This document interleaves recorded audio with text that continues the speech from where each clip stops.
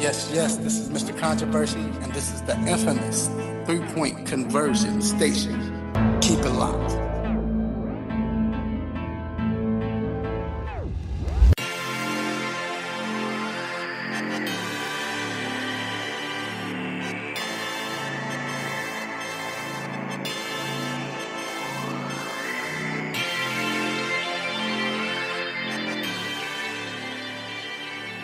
Back inside the 3-point conversion sports lounge, Mr. Controversy here. Did you miss me? It's another beautiful Saturday morning.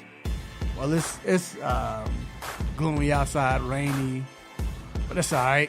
Still sports going on today. So much to get into, so much to talk about. And of course, I'm not doing this by myself. Now, first, I want to say shout out to my co-host, The Intellectual. He is out once again. He was questionable, but he couldn't make it, man. He's still dealing with this. So, like I said, our prayers go out to him, but he should be back next week. But, of course, that's why you keep, you do good by people, because you could bring in superstars and they stay with you. And I got my man, none other than H.O. What's going on, baby? Hey, man, happy Saturday again. Time to talk some sports. Coffee is in the system, and it's time to get out, man. A whole bunch going on this past week. Got some stuff going on today, speaking about Georgia and Florida. So everybody in the state of Georgia will be tuned in to try to figure out, can Kirby not Mark Rick this thing up? Yeah, it's so much to get into today. As you mentioned, college football, the Georgia-Florida game, big game. This is elimination game right here. So whoever gets knocked out, that's it. No playoffs. Then we're talking, how do you build an NBA team from scratch, from an owner's perspective? I mean, do you build it from scratch? Do you gut the team and you draft? Do you trade free agents? What do you do? Also, sticking with NBA, LeBron James consoling Chris Paul. How will this affect the Lakers going forward, his relationship with Rondo? You know how Rondo is. And just period, just the way, the dynamic of that, how will that play a part in the season? Then we're talking NFL football. Simple. LA Rams, Kansas City Chiefs. Who you riding with? Who's the best team right now at this point? And who you think will be able to have the best chance to get to the Super Bowl? And then, of course, last night, great game, man. We're talking World Series. We're going to get into that. So much to talk about. And, of course, we have quick hits. What's on our mind? Stop it. So make sure you stay tuned. Let everybody know they could listen to the show live on Facebook Live. They can watch it and listen to it. Also, they can listen to it locally in Atlanta, 1100 a.m. The Real. Also, you got Radio Now. We're on iTunes. Stop it. We're on. What else we on, G? We on iHeartRadio, TuneIn Radio. iHeart, for sure. Go to the barbershop, Syndica's barbershop. We just there. Radio Now. Probably like Play FM. We everywhere, man. Yeah. We that's just where we are. iTunes. How you doing, G? I'm doing all right. But anyway, it's time to get to these quick hits. Let's get it.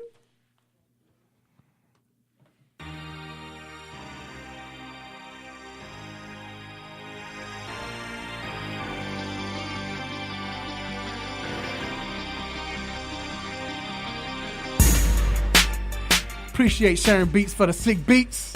Got to start off with the game. Man, might be the game of the year. Max Muncy hits a game-winning home run in the 18th inning.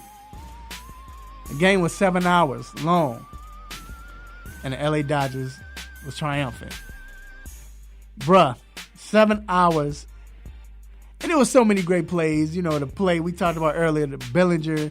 Yeah, throw out at home. Great play.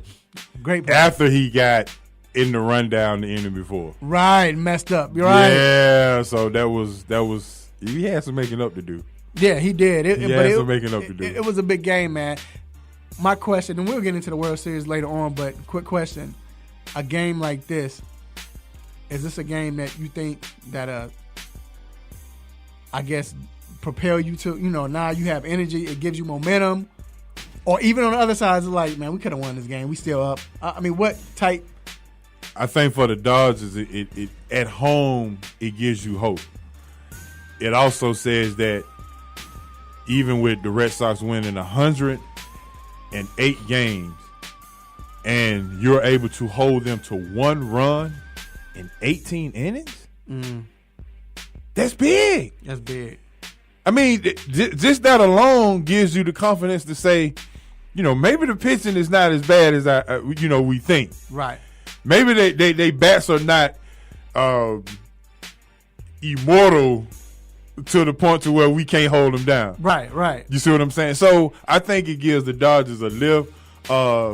As far as the Red Sox are concerned, they actually had to take J.D. Martinez out the game, like in the 11th inning. They pinch ran for him, so he was done for like 6 innings. Yeah. So you took one of the biggest bats out the game.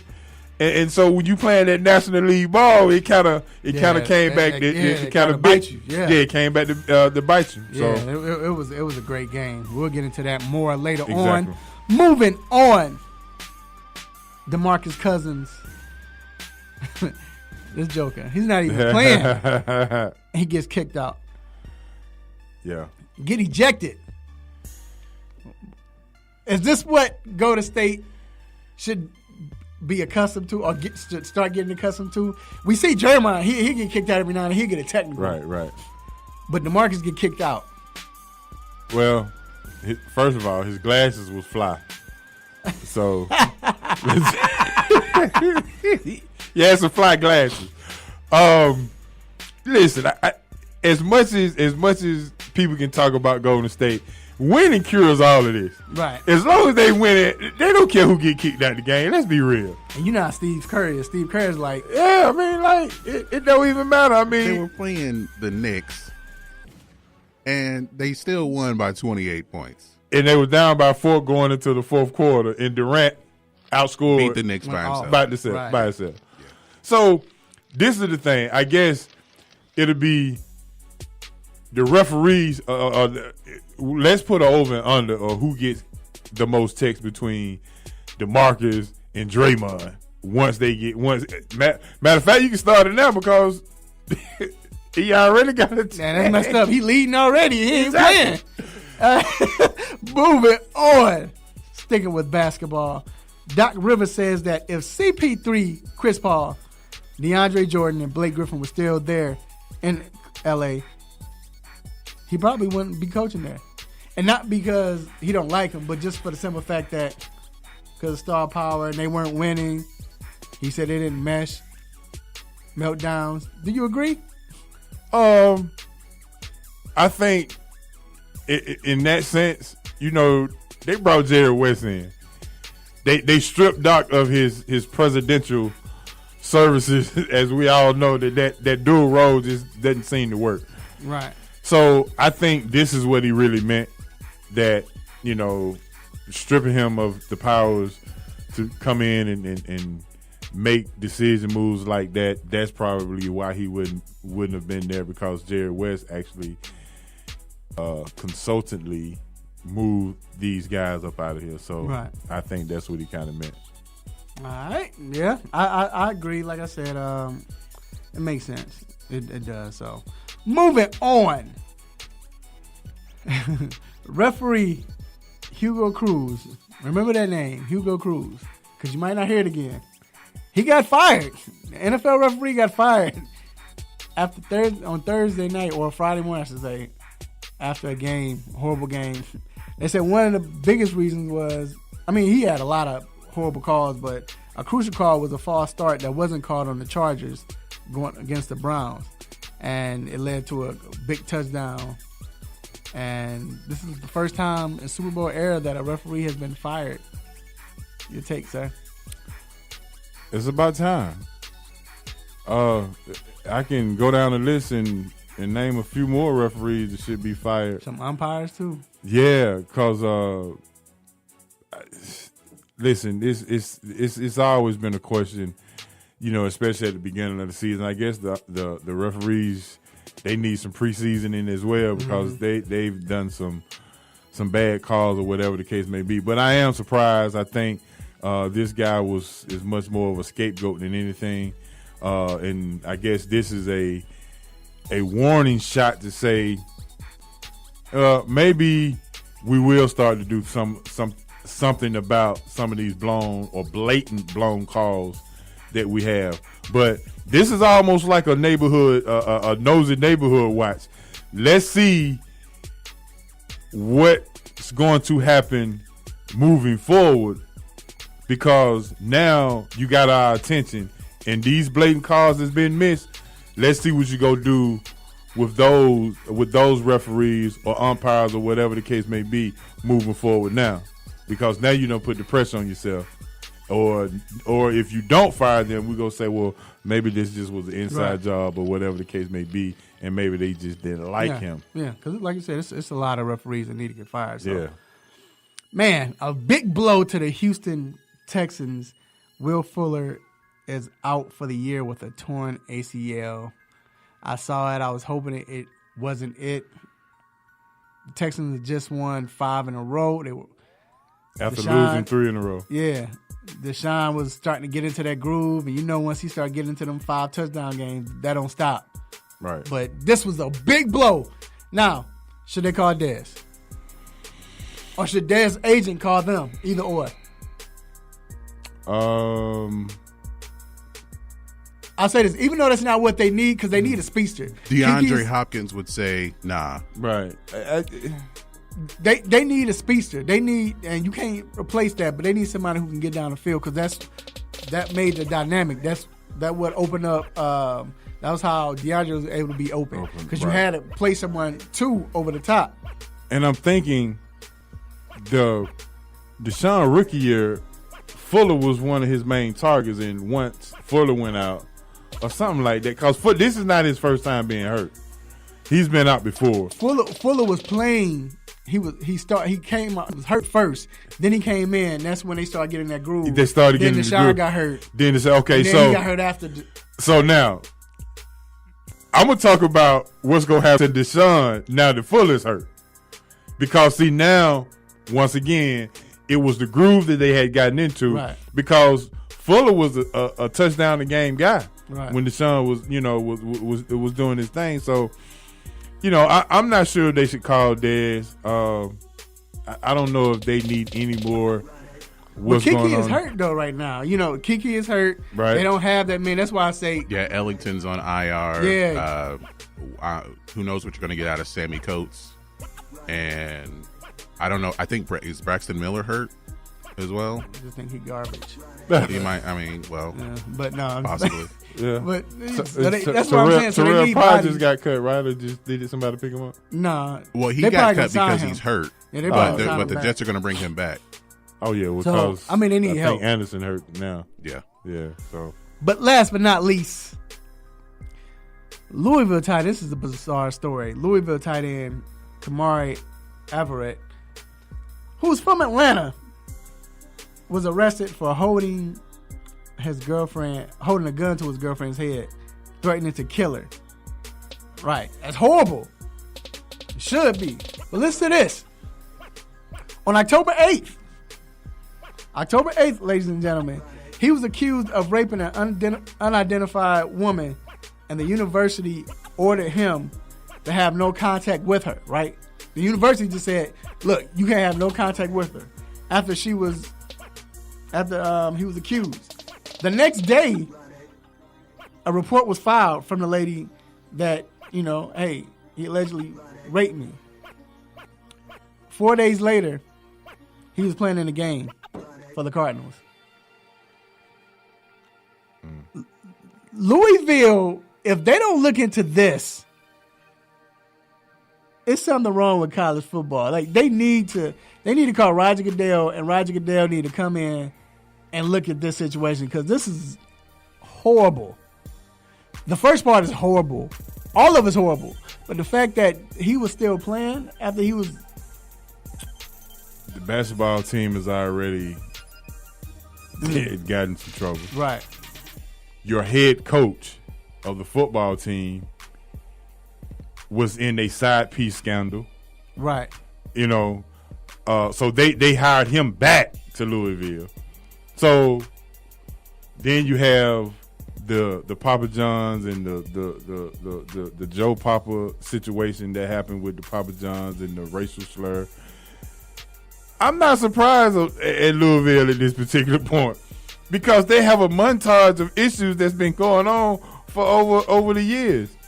I mean, I hate this situation happen, but to allow this guy to come back and play after, I mean, it's not like he's helping the team. I mean, they not even good. But still, I don't understand. Right, and I don't understand how. That's just like Louisville. Just they go get looked at. This is horrible. And then not even. Well, we talked about the basketball team because the dad just done of Brian Bowen, the recruit, the basketball recruit. He just done snitched on everybody. Yeah, everybody. Just and Louisville was the top gun. So I mean, I'm not surprised. Man, it's horrible. So look, that ends quick hits. We're gonna take a quick break, and we'll be right back with a hot topic.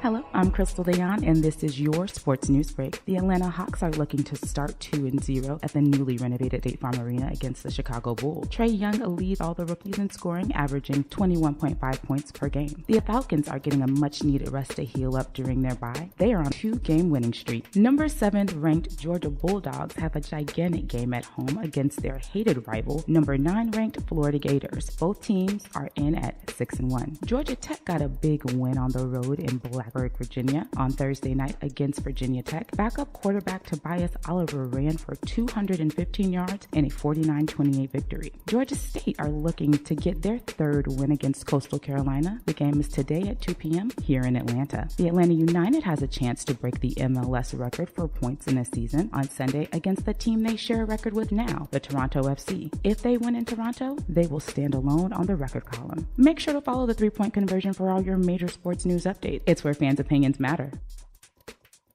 There's a lot going on in the world, and your world is always changing. That's why it's important to stay connected. The latest news, the latest entertainment, the newest music. If it's in the air or on the air, it can be in the palm of your hand, wherever you are, with the iHeartRadio app. iHeartRadio. Over 1,500 live radio stations from across the country, and over 15 million songs to create your own custom stations. Text IHR to 45495 to download the app or listen at iHeartRadio.com. Standard text and data rates apply. Hey, what's going on? It's your man Terrell Thomas. We out here right now. Big up, shout out to the 3-Point Conversion.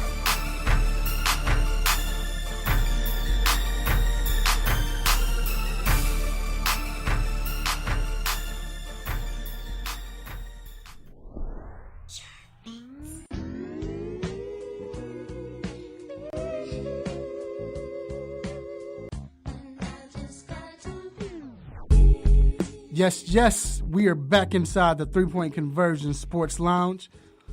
Mr. Controversy here with my man H.O. What up? And this next segment, the hot topic, is brought to you by Cindy Cutter's Barbershop, which is located on 3000 Chapel Hill Road, Suite 206, Douglasville, Georgia. Make sure you check them out. If you need a fresh cut, need a place to just come in and buy time, talk sports, politics, community, women, whatever you need, that's the shop for you, man. It's a mix of old school and new school, you know. And like I said, check them out. Shout out to Dwayne Chambers.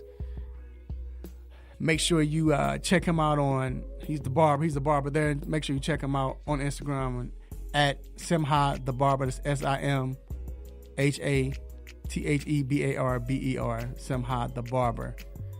And I ain't gonna say no names, man. I just heard somebody could sing up there too, man. So I never guessed it. Anyway, so this is the hot topic, and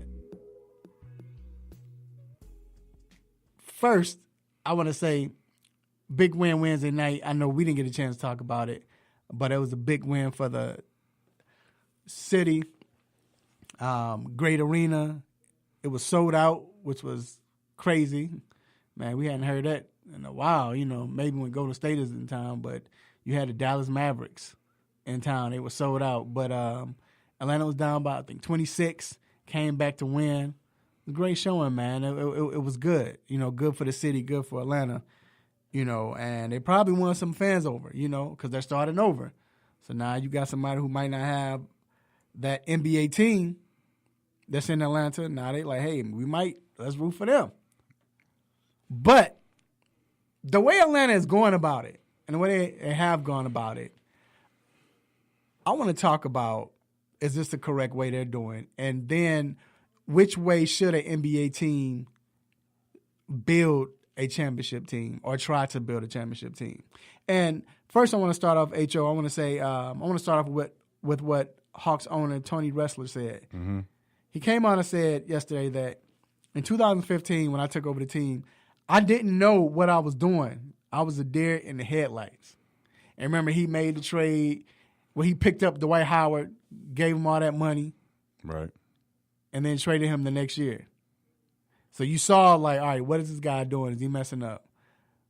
And all of a sudden they get Travis and GM, and then they say, you know what? We're going to kind of gut this team in a sense, keep a few players, young players, and we keep one player in Kent. And then next thing you know, they go through the draft. Right. The way the Hawks are going about it, is this the right way to build a team? Or do you go with let's go through free agency and let's build a super team? Well, unfortunately, I think that in a lot of ways, it depends on your franchise and the history of your franchise and the legacy of your franchise. Every team can't do it the same way because of franchises and the way that they were built.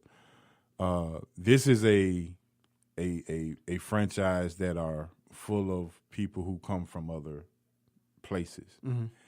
So you really don't have a hometown feel when you're in Atlanta, even though this is now your home. But a lot of organizations like Boston, the Lakers, with rich traditions, their tradition is about winning. So they can attract anybody that they need to come to support their, as far as free agents, to come and be a part of their franchise. Unfortunately, the Hawks are not in that situation. Let's just be real. It's been known and been said that Atlanta cannot, attract free agency here in this town, so they're forced to do a different way. So you think they were forced to do this? Oh, yeah, without a doubt. I mean, You can't. I agree. I mean, and the only reason you got Dwight Howard is because he's from here. Right.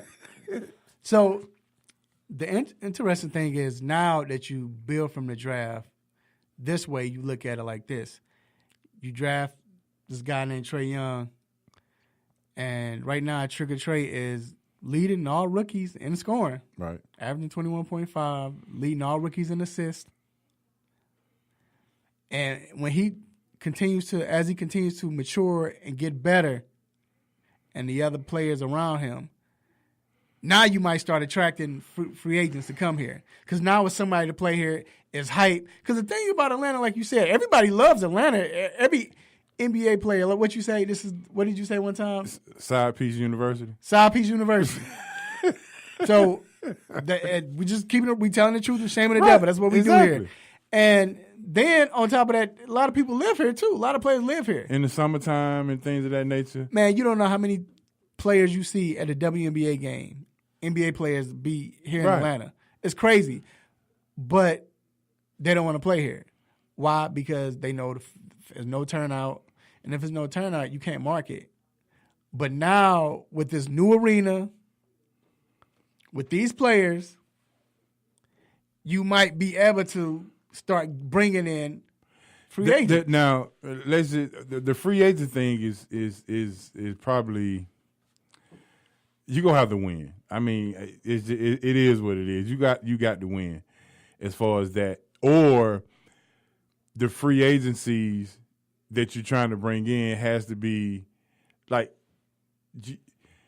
you have to be convinced that this organization is for you, because a lot of times some people can be so young that they don't even remember Dominique or the situation they had with him being traded for Danny Manning and situations like that. So, you know, and then in the draft, you just got to be lucky.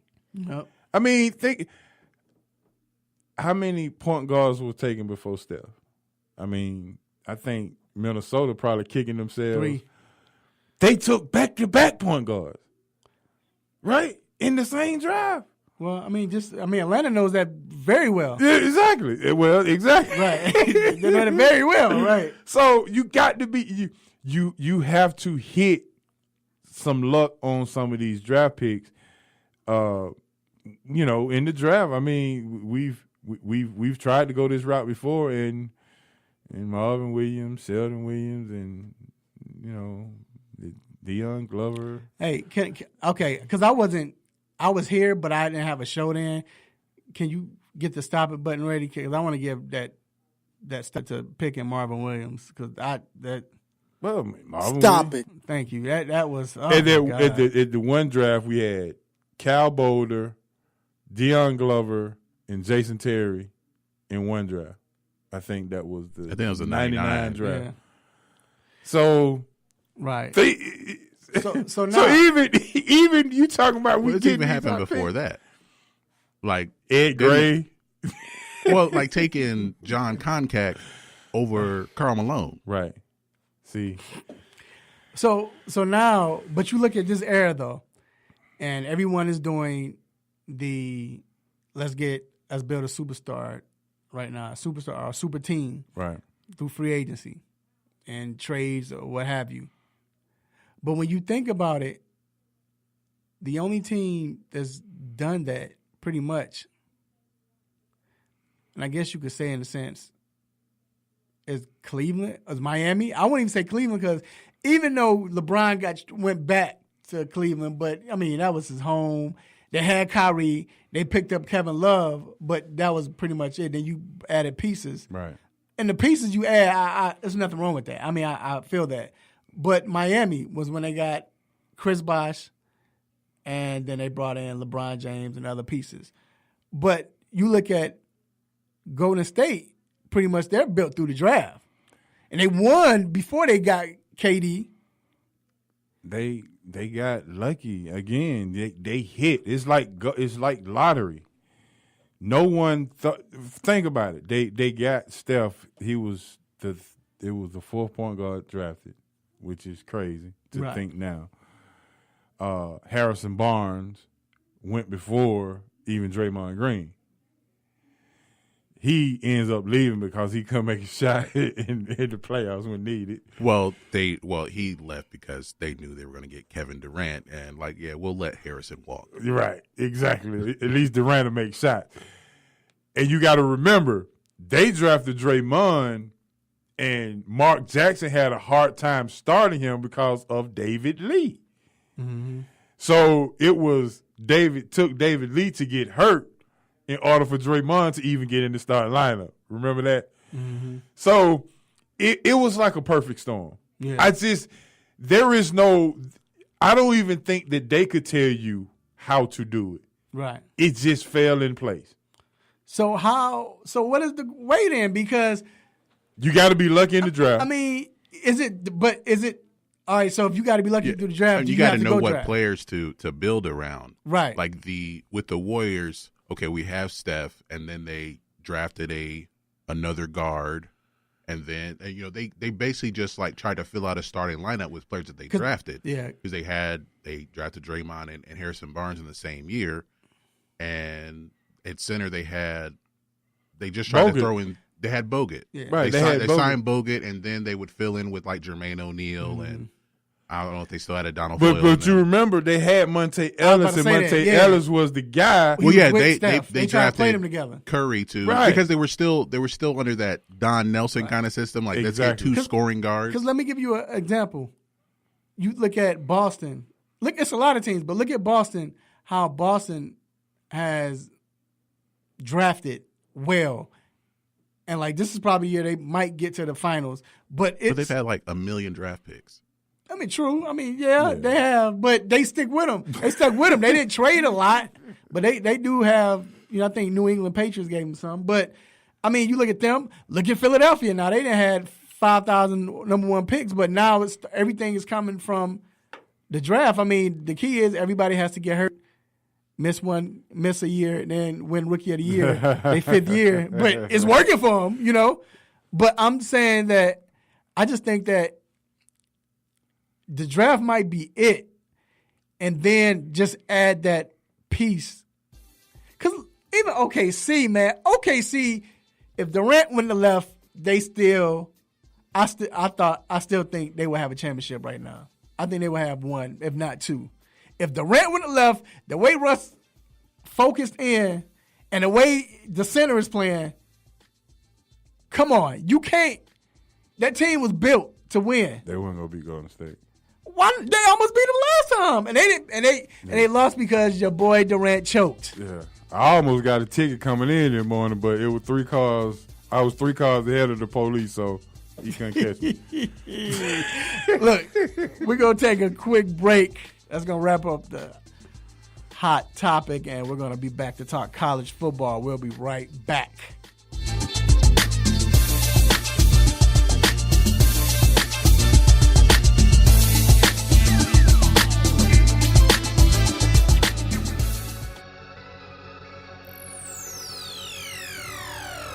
Ladies and gentlemen, this is Cat Williams, and you are listening to 3 Point Conversion Radio.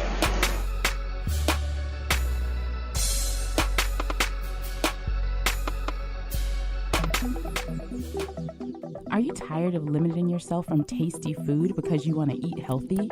Well, Salad Express will fix that problem for you. Salad Express is a gourmet salad and grill restaurant that gives you multiple options to satisfy your taste buds and keep you healthy. They have over 40 toppings, which are all cut fresh daily, and 7 homemade soups, including chili. You can also order hot sandwiches and wraps, with choices like grilled chicken, steak, salmon, and shrimp, which can all be added to salad as well. Go ahead and visit them today at 1055 Mansell Road, Suite 600 in Roswell, Georgia. Your taste buds will thank you.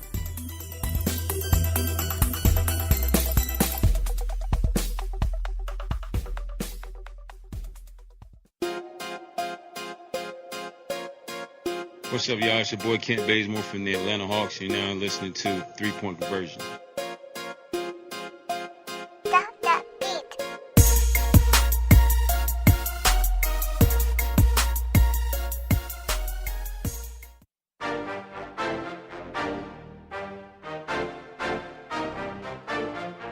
We are back inside the 3 Point Conversion Sports Lounge.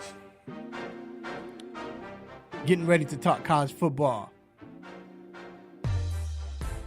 Hey, real quick. How does Georgia Tech? We'll get into that later. We're going to get into that later. Yeah, we're going to get into that later. Real. But anyway, so this is college football time. It's Saturday. A lot of stuff going on. Big game. Georgia, Florida playing today. But first, we have to start off with the nosy neighbor watch.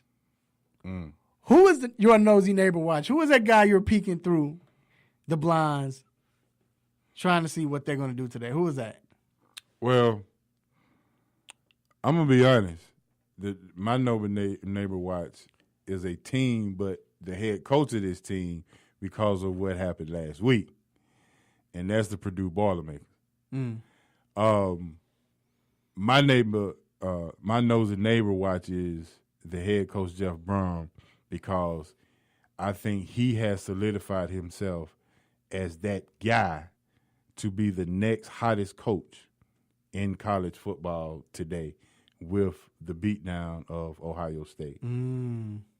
Right. Because every year we have who's going to be that next guy. Dude. Yeah, we was talking about that earlier. Who's going to be that next guy? And Jeff Brom. Because now you have a team, I mean. David Blau, the quarterback, they got a freshman receiver. So do you think he stays there or because he can't? Because it's right. Because I'm saying it's a team that's in a state that they do it big in the state. I know. They might be looking for somebody like that. That's what I'm trying to. Perfect for Texas. That's what I'm trying. That's what I'm. Listen to what I'm saying. Jeff Brom is gonna be that next guy in college football, and look out for I think Mike Campbell for Iowa State too. I think he's there. But Jeff Brom is my nosy neighbor watch because I'm watching to see, and to your point, does he stay with this team or does he move on to greater pastures here in the future? Because he's gonna be that hot. He's gonna be that hot name. Right. My nosy neighbor watch is Francois. Francois, Florida State quarterback. D, what you gonna do? you playing against Clemson. Y'all haven't been good. Y'all, you're starting to come alive a little bit. But now, everybody's going to be – I don't think everybody's going to be watching this game. But if you win, all eyes will be on you. You were this guy that everybody thought was the perfect guy. And you're switching the system. I get that. I understand you're in a totally different system with players that don't fit the system. Different coach, I get it. But right now, if you want to redeem yourself, this could be that time. You don't have a running game. It's going to depend on you. What you going to do? I'm watching, man. I'm really, you know what? Honestly, I done got bold with it. I done got on the rocker on the porch. I got my lemonade, and I'm just watching the Joker. I ain't even peeking. Because I want to know what is he going to do. Come on, man. You know that's G-Team, right? Yeah, I know. I'm watching, G. I'm watching you, too. See what you go. What's up? But anyway, so now let's talk about this Georgia-Florida game. I mean, it is what it is. It's a big game. This is elimination game right here. This is the elimination game. Georgia coming off a bye week. Players are getting healthier. Florida coming off a bye week. Yep, Jacksonville. That's how SEC do. They take bye weeks. First they play Burger King University, and then they take a bye week to get ready to play each other. But anyway, so. And then they take another one before they play Georgia Tech. Right. By playing one of the HBCUs because they're giving them $1 million. Right. What has to happen for Georgia? Like, are we going to see Fields? That's the question. Are we going to see Fields? Well, the last 12 meetings of this matchup, the team that wins the running game wins the game. Georgia ran it down their throat last year, without a doubt. And Chubb, Sony, they just had a magnificent time running. This is so ironic. Each team is trying to do the same thing to the other team, right? Jake Fromm is known for if you put him in third and long, we good. Florida offense is stagnant and struggling, right? You put them in third and four, you good. Exactly. So each defense is trying to make the other team pass the ball. Right. Right? And how ironic because every Sunday we looking at glorified college football based on what Tom Brady said. Right. But in this series, none of that. And the funny thing is, wasn't this the same? This is the same thing we saw with the LSU Georgia game. Everybody, they wanted each quarterback to really take over. Exactly. To throw the ball. And Georgia lost that battle. Exactly. And this week, you got a week to prepare. Everybody is begging for Fields to come in the game, not just to get in the game, but to turn him loose. Right. We don't even know if he can throw the ball. Right. If he comes in the game, Florida loads the box because we know he's running. If that's going to be your game plan, Kirby, that's not going to work. Florida, and this is the kicker. Florida is first in the SEC in pass defense. Mm. So which means that they right up there with LSU secondary. Mm-hmm. You're trying to make him throw the ball or whatever the case may be. You got Holyfield and Swift versus P. Rhyme and Scarlett for Florida. Which running game can get off? But the X factor could be if you allow Fields to come in the game and allow him to play quarterback. Play quarterback. Right. That could possibly be the difference. All right. So we talk about how this is going to be an elimination game. But what happened last week with Ohio State losing to Purdue? Yeah, Jeff Brom. Ohio State keeping the Big Ten tradition going this season as far as losing, getting upset. Another 31-point loss. Now, what does this do for the playoffs? Because last week we just talked about playoff implications and how it's going to work. UCF is kind of rubbing their hands like, okay, we need one more. We need one more loss by somebody big. Think about this. Ohio State loses. They still have to play Michigan. Mm-hmm. First scenario, if they beat Michigan, do Ohio State get in? If what now? Ohio State beat Michigan. Do you think they get in? No. You don't think they they still get have in? to win the division. I mean, so it's like if Ohio State beats Michigan and ends up winning the division, yeah, and then winning the Big Ten championship. Those things still have to happen. I mean, but yeah, in their division is only no, it's Michigan State and Penn State. Yeah, they will because they beat Penn State. So if they beat Michigan, they would probably win it. They would win a division. Well, they would get a Big Ten championship and they should win. But okay, so you say that. But let's say if you say no.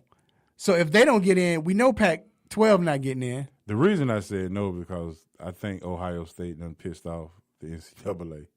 Oh, yeah, you ain't lying. It would be a bad PR look. It will. That's and that's my only. That's my only thing. So if that happens, then what? Because look, so Big Ten. And I know we're just saying what if I know, but still. So what if that happens, right? Then Alabama. What if LSU goes in? They go in and beat Alabama. Mm-hmm. Now they'll be number 1 seed in the West, right? And they'll either have to play Georgia or Florida for the SEC title. And they can easily lose that. And then if that happens, so actually, this game, well, the winner of this game has the upper hand in the East, obviously. And to me, I think this game is more important, not just for SEC, but I think it's important for the whole playoffs. But Georgia plays Kentucky next week as well. So that Kentucky is about to get my counterfeit team. I'm not giving it to them, but it was counterfeit. But they not good at all. But golly. But anyway, it's so much to get into, man. This is why we love college football. Yeah. So we can argue about the playoff. But remember, the NCAA mad at Ohio State. Yeah. And so is Urban Meyer. And he might just.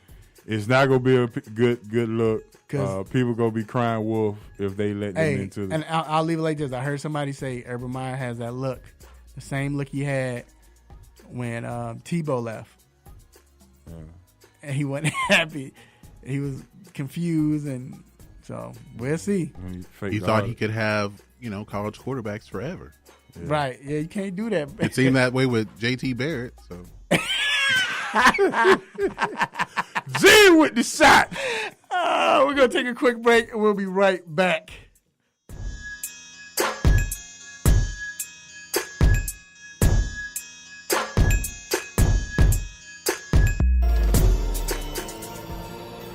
Hey, this is Gary Payton. Y'all listen to 3 Point Conversion Radio. It's the bomb.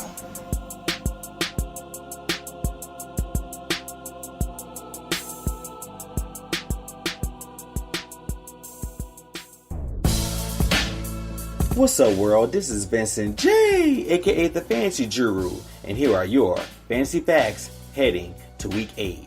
Denver Broncos rookie running back Royce Freeman is not playing this Sunday with an ankle injury. So, running back Phillip Lindsay makes a great flex play. He's playing on the road against a high-powered Kansas City Chiefs team, which I expect the Broncos playing from behind. So Lindsay should get plenty of carries early, as well as catches late. One player who I benched this week is Chicago Bears wide receiver Taylor Gabriel. Fellow wide receiver Anthony Miller is back from injury and expected to cut into Gabriel's production.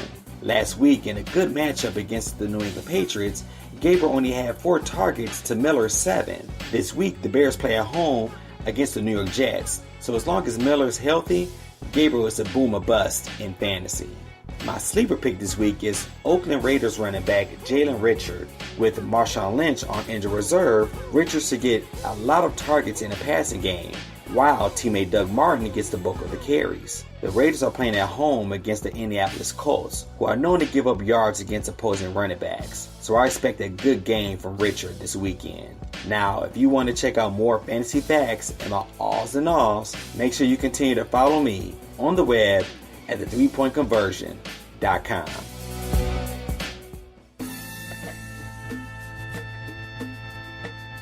What's up? This is Anthony Hamilton, and you're listening to the 3-Point Conversion.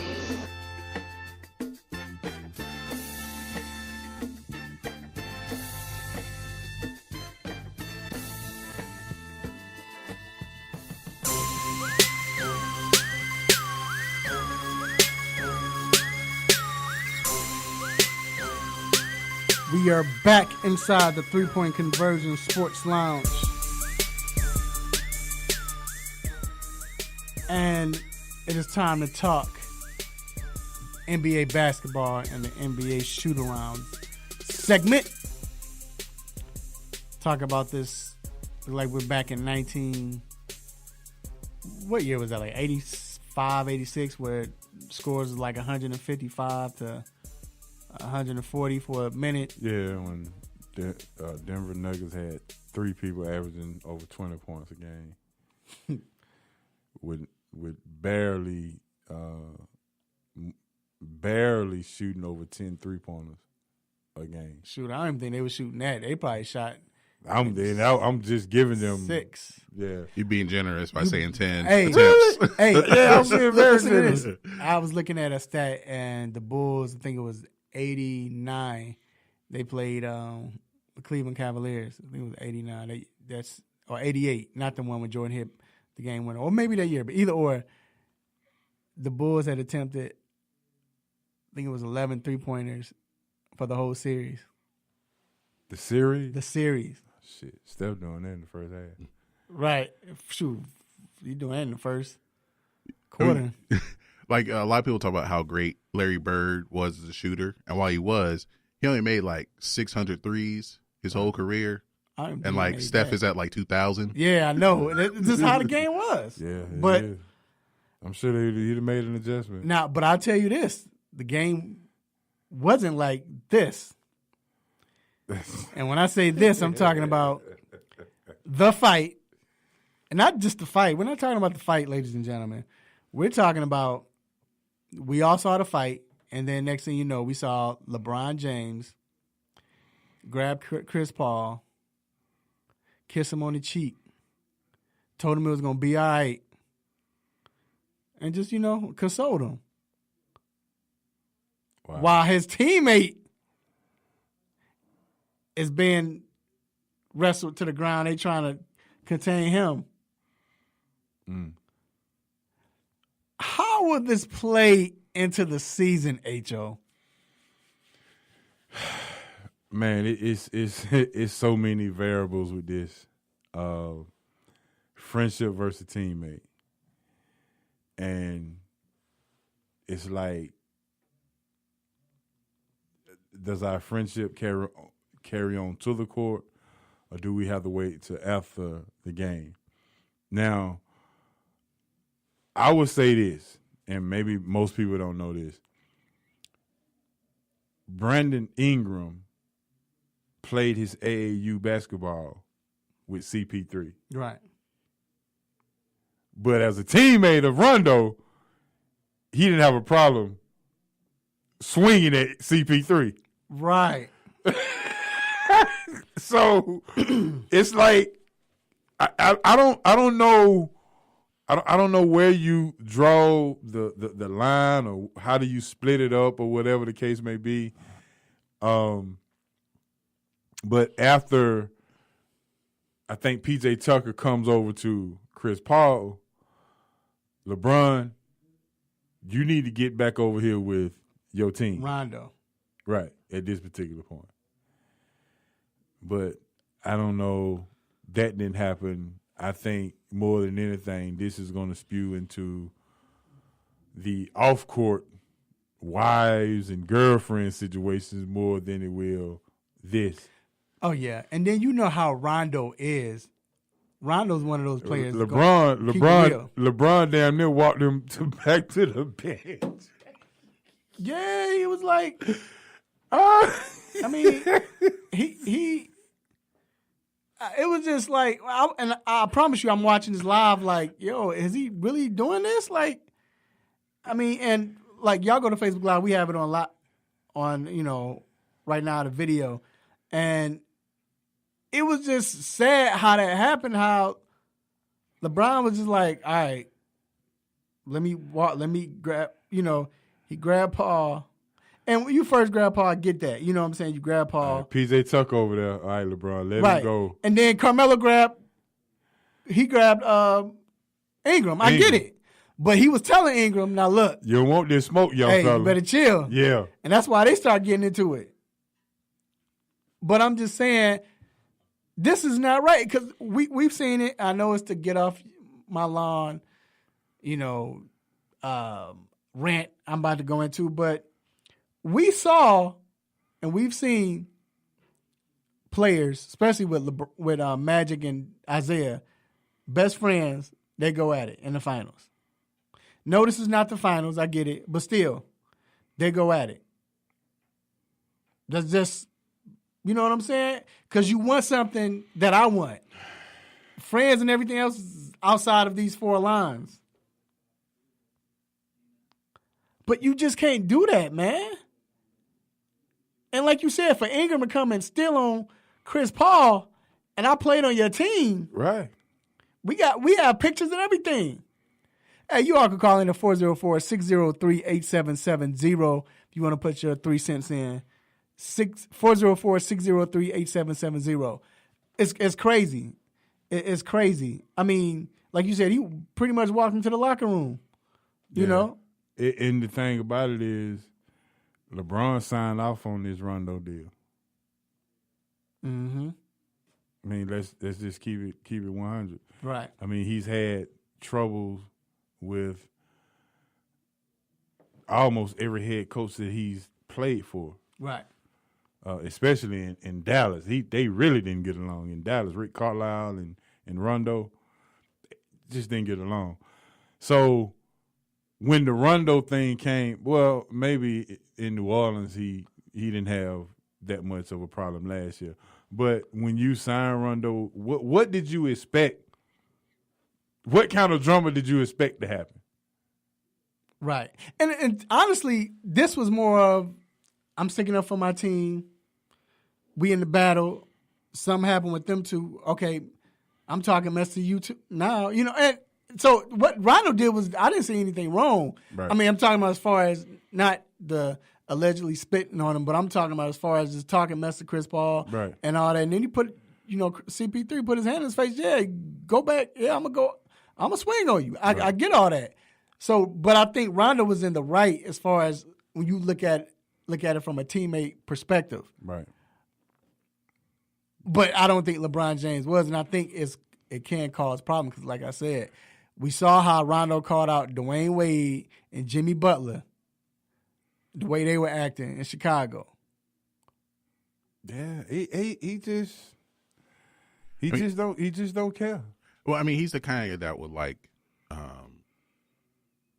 because he's so smart and he knows the game so well that, I mean, he's probably going to be a coach after his career is over. But because of all that, but Yeah, he's really smart, but it's like he knows more than everyone. That's kind of why he got into it with Doc Rivers.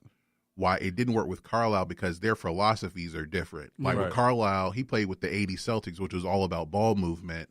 And with Rondo, it's like, look, I'm going to dribble the ball for 20 seconds until tell everybody where to go, and then I'll get them the ball. Right.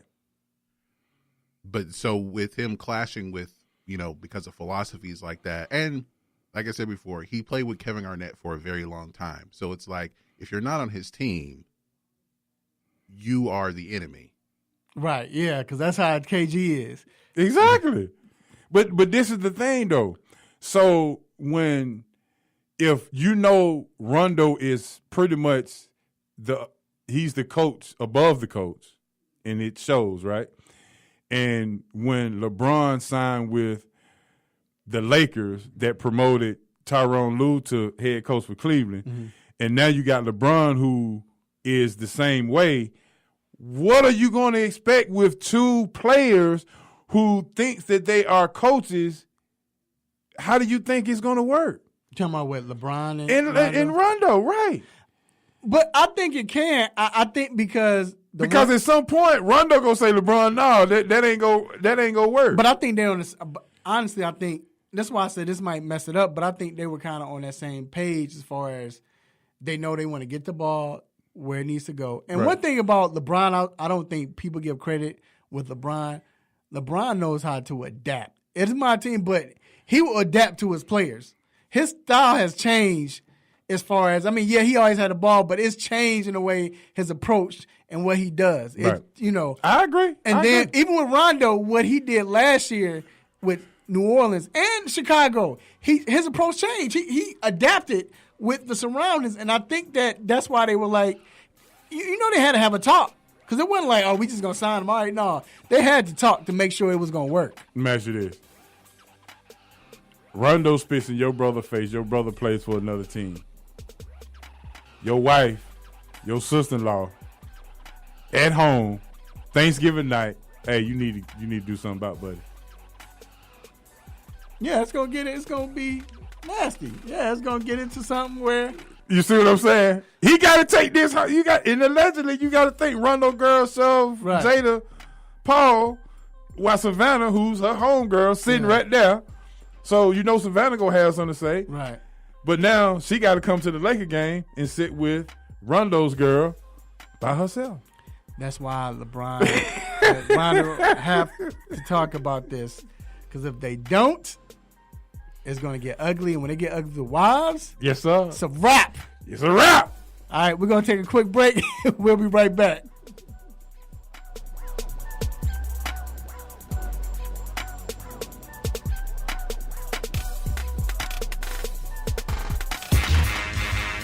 You are tuned into WWE Hinkville, AM 1100.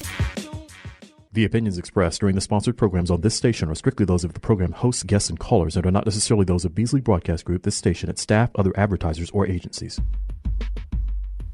Have you been looking for a radio station that gives you sports? I don't believe it! It's a touchdown!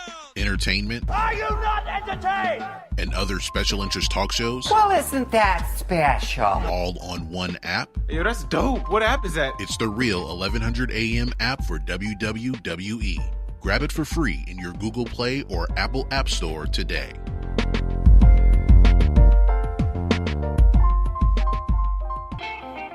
No mercy. Don't let up on him. Go hard on him, Mr. Controversy. Hit him with the stop it button.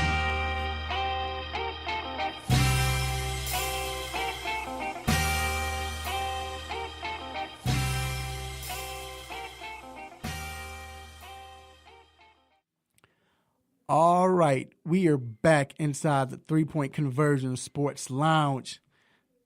This is the time we like to thank everyone who is listening, following us, supporting us.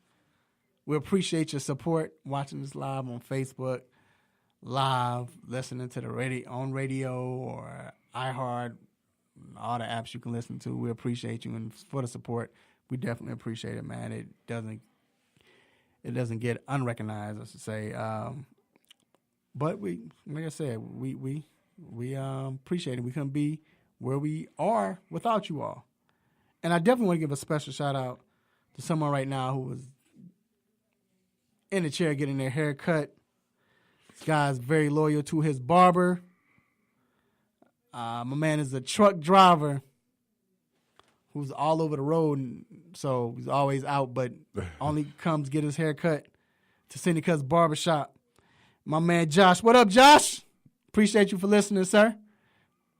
I appreciate the support, man, and Cindy Cut's Barbershop does too. We see you, but you don't see us. So now it is time for the most infamous, the most famous Stop It segment. Let's get it. Stop, hey. Stop, stop, stop, stop, stop. Stop it! Stop it, stop it. Yes, S-T-O-P, new word, I-T. Stop it! Stop it. Get some help.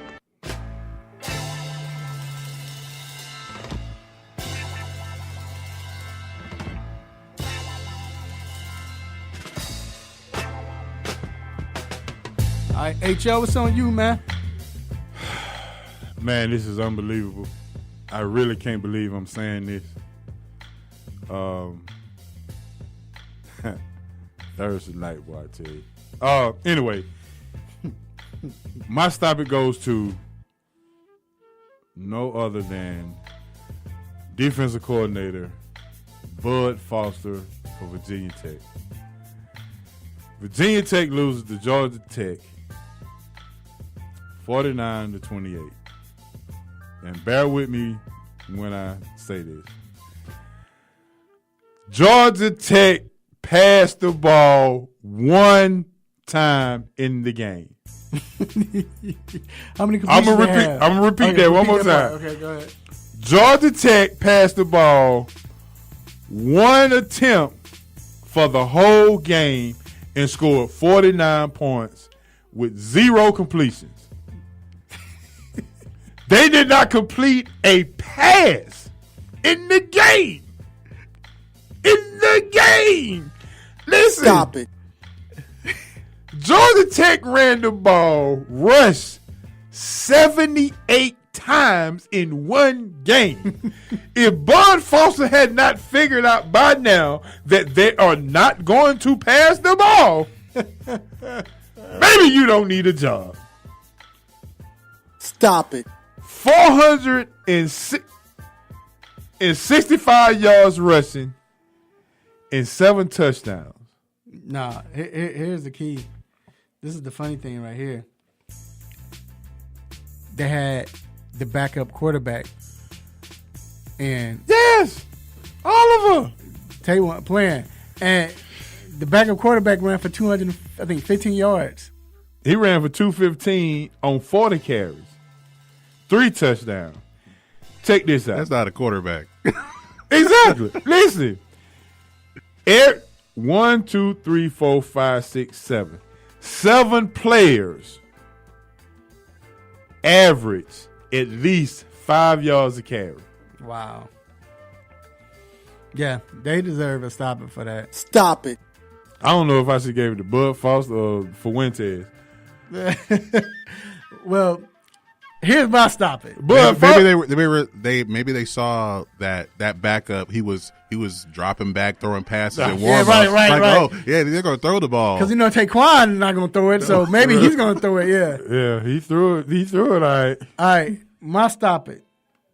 So, on Thursday, the theme is Thursday night. Yeah. On Thursday night, Marcus Morris scored 21 points and had 10 rebounds with the go-ahead three-pointer to win the game, right? So, they asked him about the game and everything. He said he was motivated by a commercial with Paul George, because they played against Oklahoma City, right? Paul George in Oklahoma City. He was motivated by a commercial with Paul George hitting a game-winning three-pointer against the Pistons. This commercial was 2 years ago. A commercial. He said, it was when Paul George was at Indiana, and Paul George hit a three-pointer in the commercial, and it was over the Detroit Pistons. And the guy that he hit the three-point over, he said the guy looked like me. But the guy in the commercial was wearing number 17. No, he was wearing number 17, and and Marcus Morris wears number 13. But he said a guy was built like me, and that was my motivation for coming in and playing hard this game. Stop it. He even had a different last name. Right. It said Stark. It said Stark. It didn't say Morris. Yeah. Talking about, I got motivated by that because it looked like me. This is 2 years ago. Yeah, where have you been? Like, bruh, what? Stop it. Jesus. If that what it takes to motivate you, that's crazy. Like, really? You can't come up with nothing else better? Just say, I want to be the best small forward. I don't like Paul George.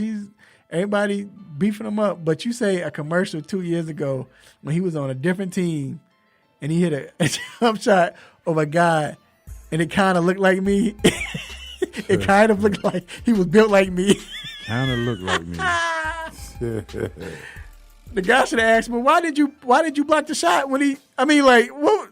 It just didn't, that was dumb to me, man. Like, Thursday night, man. Thursday night. Then the referee get fired. Oh, my God. I tell you, G.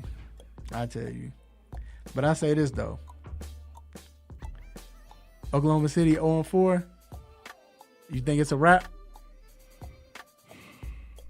They need a new coach. I've been saying that. Yeah. And I think that he lost them to, I say Durant, but I think he was the major person, the major key component that lost them that conference finals against the Golden State Warriors. Yeah, you need a special kind of coach to coach Russ. And then you had Russ and Durant. Right. Are they going to ever get over trading Harden when they had the three of them? Well, they had a chance that time, but they won't now. Yeah. Sam Presti was the and the funny thing is, people weren't used to it. You didn't have the super teams then. You had Miami, but it was still kind of like, we don't want to go that route. You don't think that you possibly drafted a super team? They did, yeah, right. They drafted a super. And they actually drafted those three. But what I'm saying is, the players didn't think like that. Of course, the money, the cap space is higher now, But players didn't think like that, whereas, hey, instead of getting all my money, let's do this. Harden, Westbrook, Ibaka, Durant, and you got this guy that nobody really knows about, the center. Man, come on. Then you had Reggie Jackson coming off the bench. Yep. All right, we're going to take a quick break. Yeah, that was sick. That was sick. We'll be right back to talk some NFL football. We'll be right back.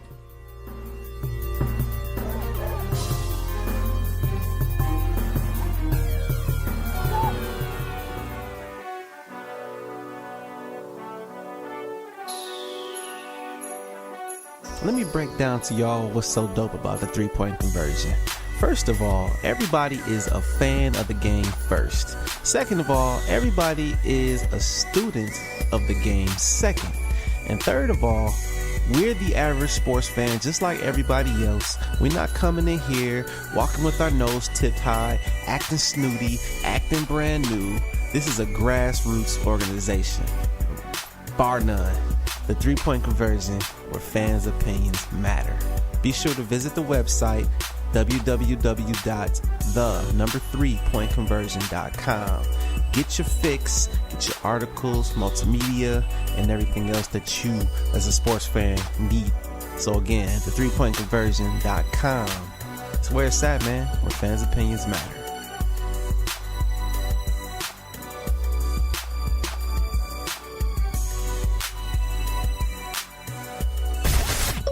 Radio. Tune in. Now. You can tune into this radio station on any smartphone or tablet. iPhone, Android, BlackBerry, Nokia, Samsung, Windows phones, or whatever you have. Download the free TuneIn app from your phone or tablet's app store. Tune in with music, sports, news, and comedy. From over 70,000 radio stations around the world, including this Beasley Broadcast Group station. Check it out at tunein.com. Or your app store.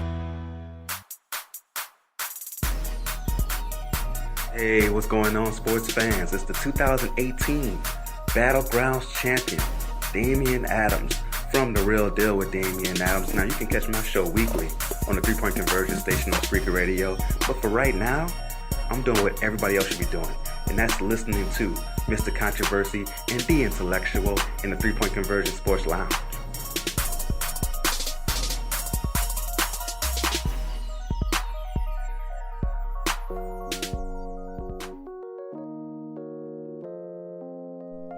We are back inside the 3-Point Conversion Sports Lounge.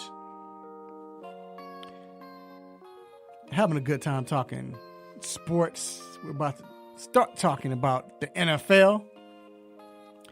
Quickly, what you got going on this weekend? Got a little gathering right after the show, 12:30. We meet up at our little spot. We go talk sports and eat some shrimp. Georgia, Florida, of course. And since the A-Town boys are off this week, I'm going to go and visit some family and friends on Sunday. Okay. What you got? What you got going on? Well, I'll be at the little gathering after the show. There you go. And yeah, that's about it. And now I'll be watching some football. Yeah, I was going to go to the gathering. I got a game tonight. I got to cover that Hawks game. I got to get some sleep, and I got to spend some time with the wife. So sorry, y'all. You know, I might be calling. What y'all talking about now? How the shrimp taste? But anyway. All right. Get you a to-go plate. Take her some shrimp. She'll be happy. Yeah, I know, right? It's NFL football time. And we have two teams in the league right now. Now, it's New England's trying to catch that groove like they always do. I mean, we know. But we have two teams right now that are very explosive, that are dangerous and looks very scary. None other than the Los Angeles Rams and the Kansas City Chiefs. Look, plain and simple, who are you going with? Who is the team? Okay, I'll ask this. If you had to choose a team, say, all right, this team is legit, not because both of them legit, but this team is going all the way. They have everything they need, and I think they're the best teams between the two. Who do you think? Who are you riding with? I would say this year I would have to go with the Rams. Only because they just got the best defensive player in the league. Right. Aaron Donald is amazing. And they got, arguably, when they get healthy, the two corners are pretty good as well. And when you got that much pressure up the middle with Sue and Donald, that's going to force the quarterback to kind of speed up some things, and that's just a recipe for disaster as far as I'm concerned. So, on the flip side, that is basically Kansas City weaknesses, is the secondary, and they pass rushers, the defensive end that he hadn't gotten healthy yet. Maybe he'll be back in a week or two.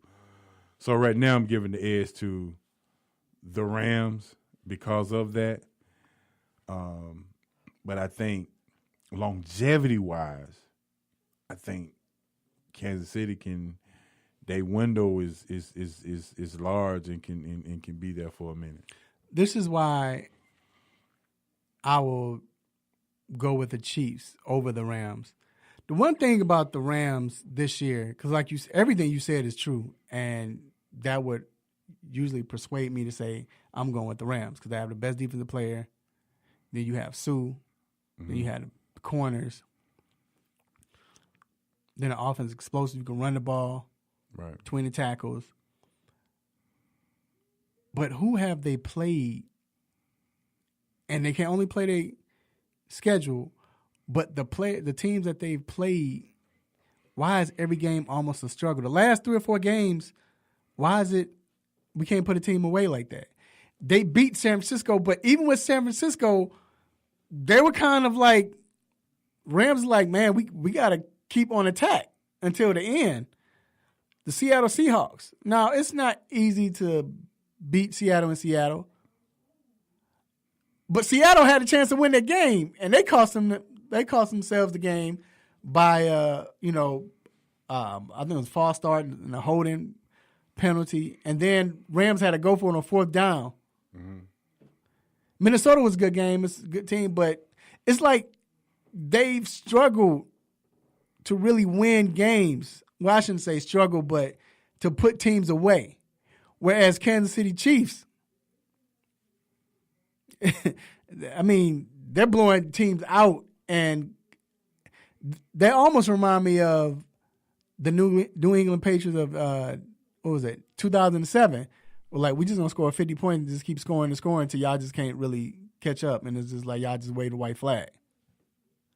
I think with the Rams, if you're talking about that Vikings game, that was on a Thursday, and I don't like the Thursday games in general, but I think like in that kind of situation, the defense is probably tired because of how they had to play against the Chargers just a few days before. So the offense kind of just we're going to try to outscore this other team.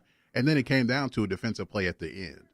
So I think that's what the Rams are banking on as far as when it comes down to a pivotal moment, we can make a defensive play.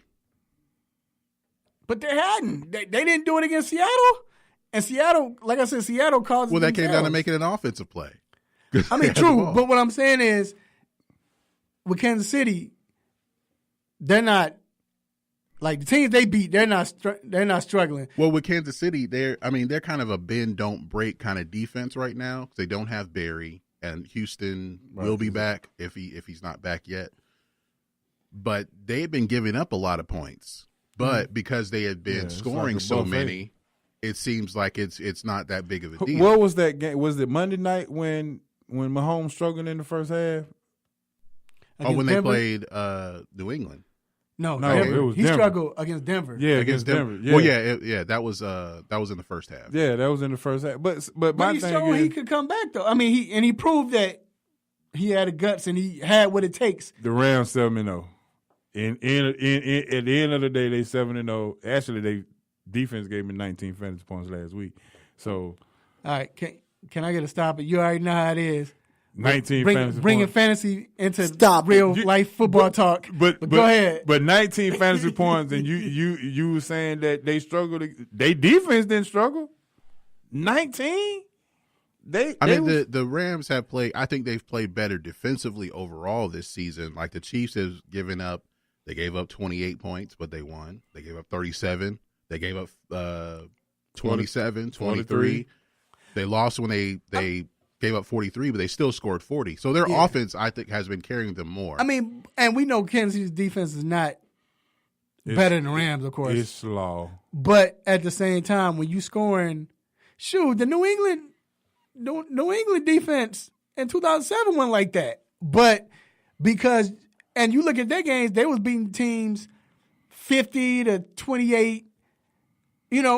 Yes, you're going, because now you in hurry up offense mode, so you might get scores late, which the coach might be mad, but it don't really matter. But I mean, okay, so with the intangibles, do you think the Rams intangibles are better than the Chiefs? The only thing the Rams don't have is a tight end. So with that being said, Kansas City offense is more explosive, but I think the Rams defense is the key to their winning. And, at the end of the day, the last 31 teams that's been to the Super Bowl, or the last 31 Super Bowl winners, 25 of those teams had top 5 defenses. But Rams don't have a top 5 defense. I'm not saying that, but their defense is better than Kansas City's. Now, let's be honest. And the point was to say defense wins most of the time. Now, I will say this, though.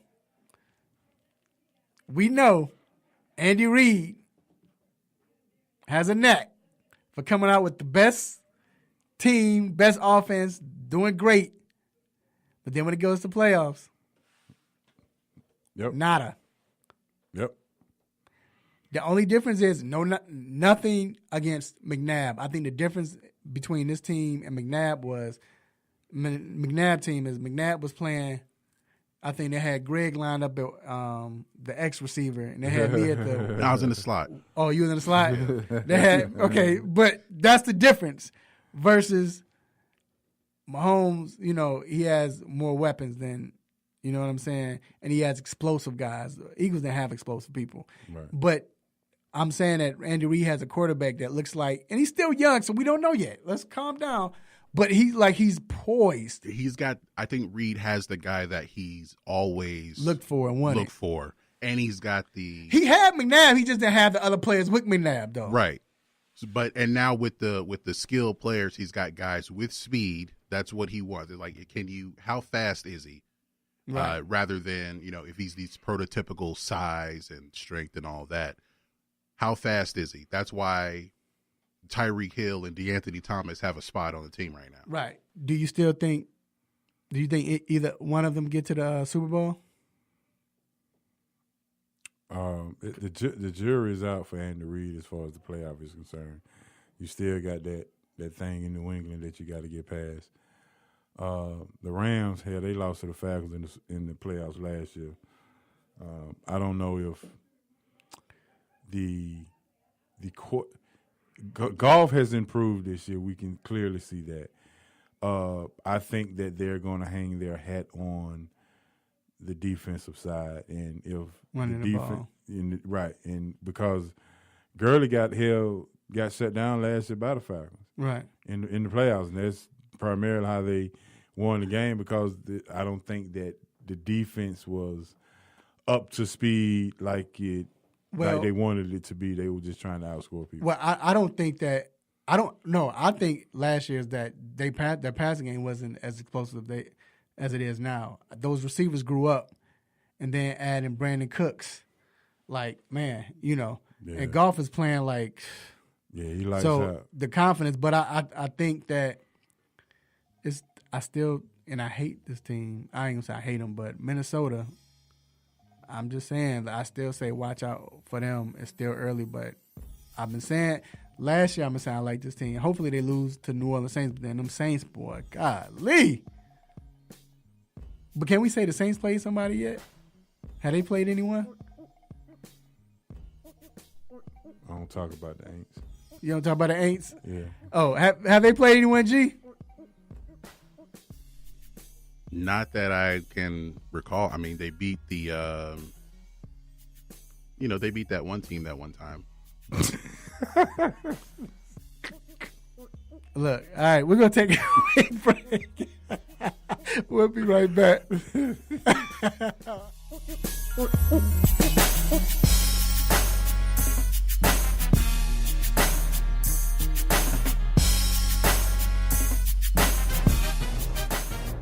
What's up, man? It's Metal World Peace. Shout out to the 3-Point Conversion Radio.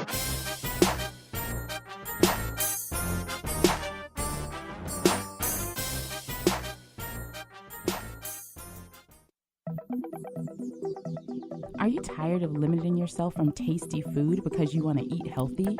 Well, Salad Express will fix that problem for you. Salad Express is a gourmet salad and grill restaurant that gives you multiple options to satisfy your taste buds and keep you healthy. They have over 40 toppings, which are all cut fresh daily, and 7 homemade soups, including chili. You can also order hot sandwiches and wraps, with choices like grilled chicken, steak, salmon, and shrimp, which can all be added to salad as well.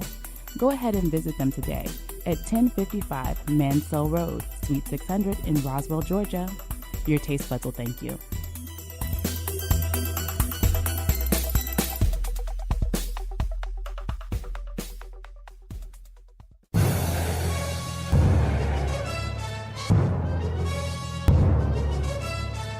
Whether it's quick hits, what's on my mind, the infamous Stop It segment, you got to be there every Saturday morning on the 3-Point Conversion station for the 3-Point Conversion Sports Lounge hosted by Mr. Controversy. Get him!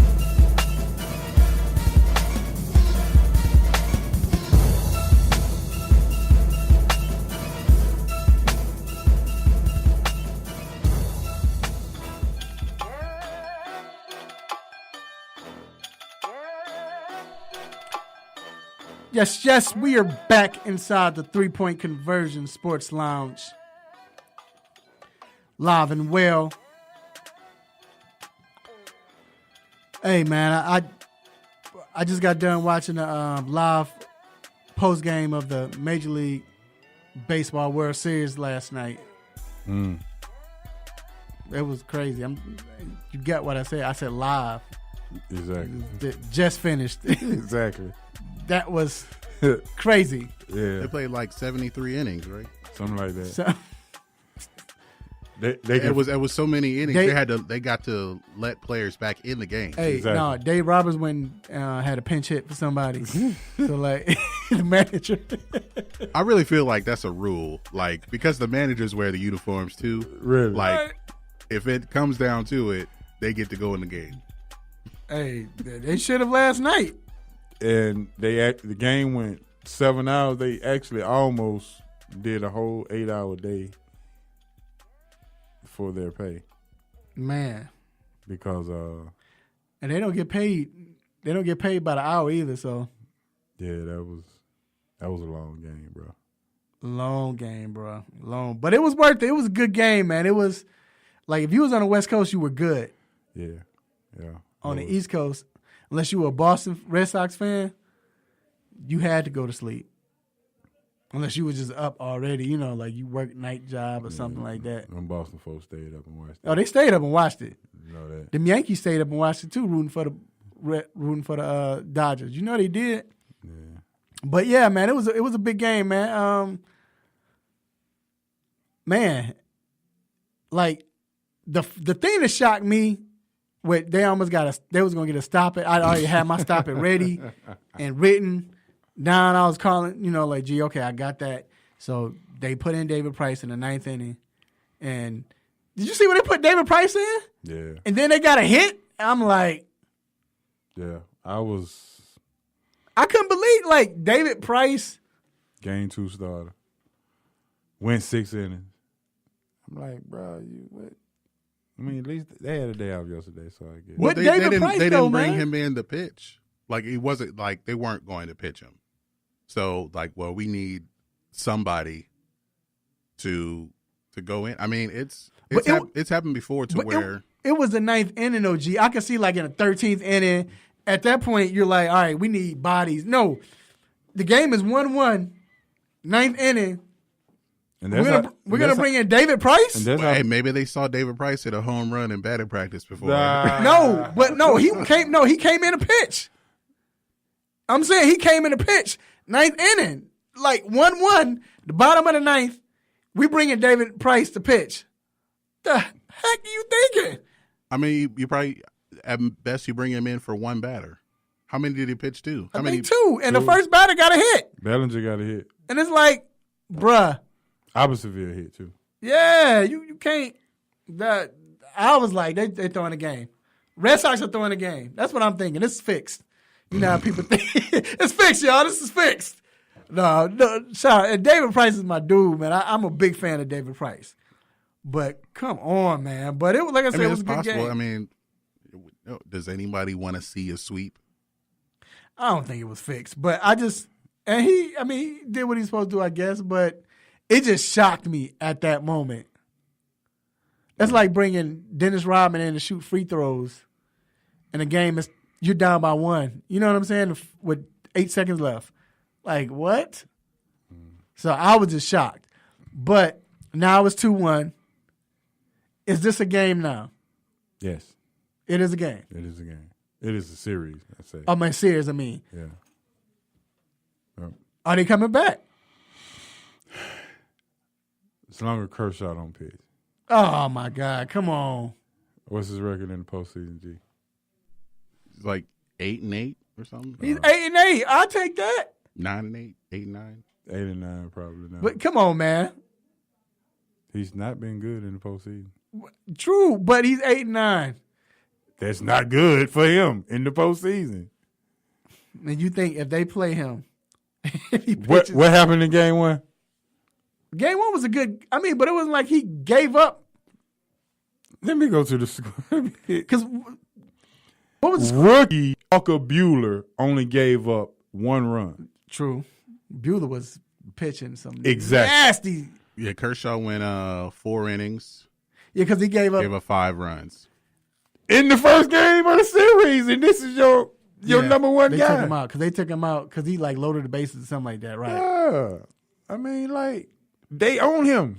But, okay, real quick, and this is a side note. I always, as a little kid, I never understood, little child, as to say, but I never understood how, and I get it now in a sense, but, okay, yeah, I got the players on the base. The batters got on base.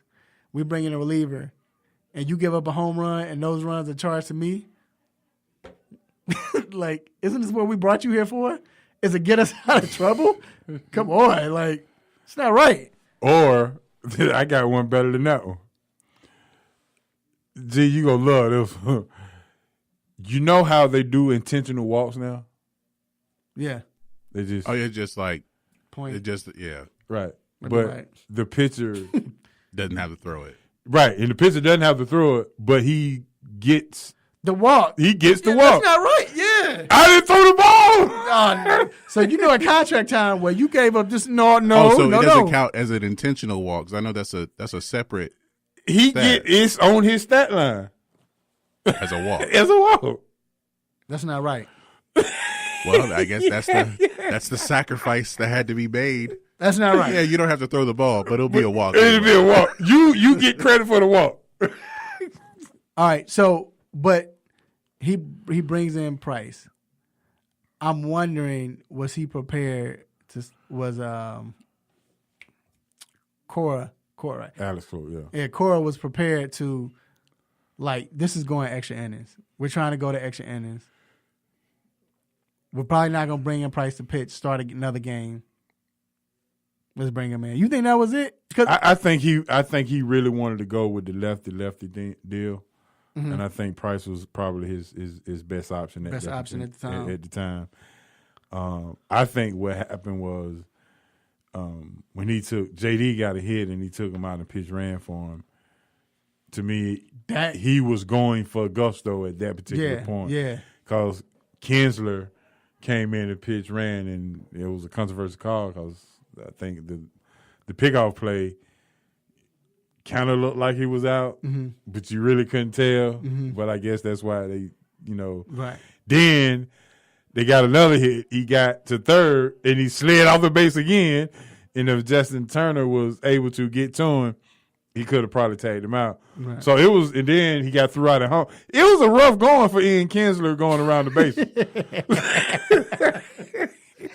Basically, because he pitched ran for JD Martinez, which in the end, you took your best hitter out of the game during that time because Kinsler got thrown out at home by Corbin Bellinger, who got caught in the rundown the inning before. So, that to me was the turning point of the game at that particular point when you had to take Martinez out and you couldn't use him again for that game.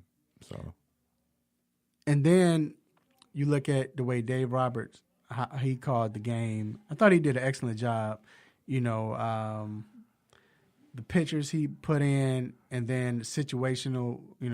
The way he was bringing in his players, his pinch hitters, and right. everything. Like, one thing I like about Roberts, he doesn't panic. You see a lot of managers that they might not be animated when they're panicking, but you can tell by the moves they make, and but he's really good with what you know what I'm saying. Like, and I think the players trust him for that, and they enjoy him for that. The fact that he doesn't panic, he's always okay. We don't see Madden panic. Madden does what he want to do. Right. But Dave is just like, he just trusts his instincts. It's like, okay, no, go ahead. I got you. I trust you. And I think that's cool. Now, the thing is, Manny Machado, you bring him in. He's gotten big hits this postseason. But he was 1 for 7 last night. He was 1 for 7 last night. Now, pitching was crazy last night. It was just good pitching all around, though. The Dodgers blew a perfect opportunity for for Walker Buehler to get that win, because you got to remember, going into this series, going into this National League, JD Martinez is the DH. So now, how do you handle your outfield? Who's the odd man out? You got Mookie Betts, you got Jackie Bradley, Benintendi, and then you got JD Martinez. Well, they said maybe Jackie Bradley would be the odd man out. Right. You see what I'm saying? Because you got to play JD Martinez in the National League. But because Jackie Bradley has a better defense than Benintendi, Jackie goes into the game, and guess who ties the game up? Jackie Bradley. Jackie Bradley. You see what I'm saying? Big home run, man. Big home run. So, does Alex Cora get credit for making them type moves that we talked about with Dave Roberts, and how he uses his pitch hitters and how he's situational, put this situation in perspective and things of that nature. So you got to look at that as well. Jackie Bradley has come up actually with 2 big hits in the series so far and a big home run last night to tie the game to spoil Walker Buehler's excellent pitching performance. Excellent pitching performance. Yeah, that was a great move by Alex. Yep. So we'll see what happens tonight. Man, I know they were like, man, can we just get a day off? Like, is it a rule that if you play so many? Man, even Kershaw pitch hit last night. Yeah, bro, it's getting bad when Kershaw pitch hit. Like, man, so it was crazy. Like I said, let's be real. Just real quick, when did you go out?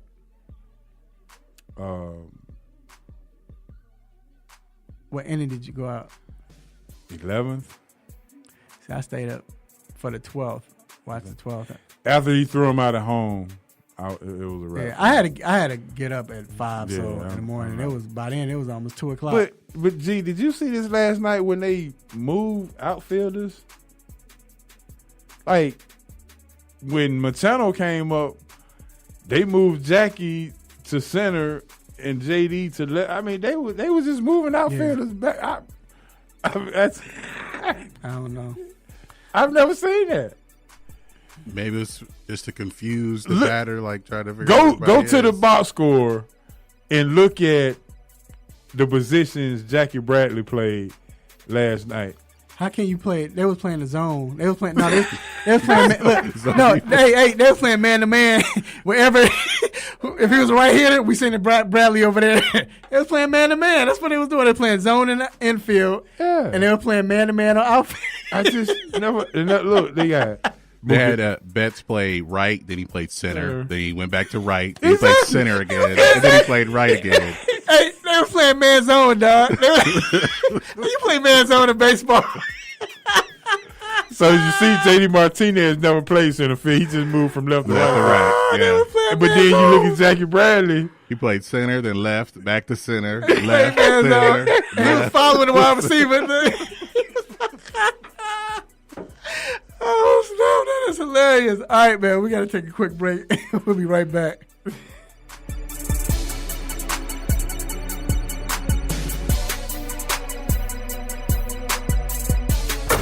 The 3-Point Conversion Sports Lounge. I had to look up what is ego lifting. So basically, ego lifting is like you're doing it to impress others. We have just discovered what kind of guy Mr. Controversy is. He's kicking the bar out of the dude's hand. Kicking people out the neighborhood. And he think he can come tomorrow and don't let you come back. Hey, don't kick me out. Hey, kick him out. When people are putting the plates on the bar, if they make too loud of a noise, he walk it up to him. That's what I'm saying, dog. Look, when we somewhere eating, when we're somewhere eating and somebody doing it, and they keep going up to get plates and all that and making noise. Hey, bro, you ego eating. Stop doing that. See, stop it. He gonna catch an open hand slap. I'm an open hand slap. You gonna walk other people on the treadmill. The treadmill's too loud. Why you watching TV? What you watching ESPN for that loud? You ego watching, dog. Put the headphones in. The 3-Point Conversion Sports Lounge. Saturdays, 10 a.m. to noon on the Real 1100 a.m. Sports Roundtable. Ric Flair or Floyd Mayweather, who has the most swag? Two things. When you transcend race and the African Americans get behind you with woo, woo, and allegedly you sleep with Halle Berry, woo, drop the mic. Catch Sports Roundtable every Wednesday night from 7 to 9 p.m. on WWWE 1100 AM and SRTradio.com. Give me 2 claps and a Ric Flair. Hi, I'm Cole Johnson of Cole Sports, and you're checking out the 3-Point Conversion. Keep it locked.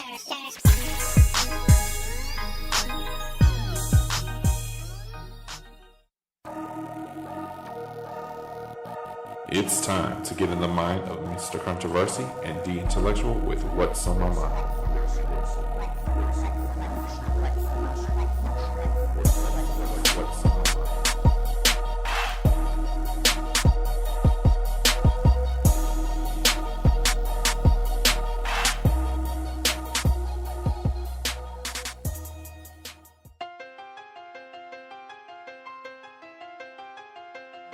Back inside the 3-Point Conversion Sports Lounge. Before we get to what's on our mind, we're about to give out these counterfeit picks. So first of all, who was your counterfeit team?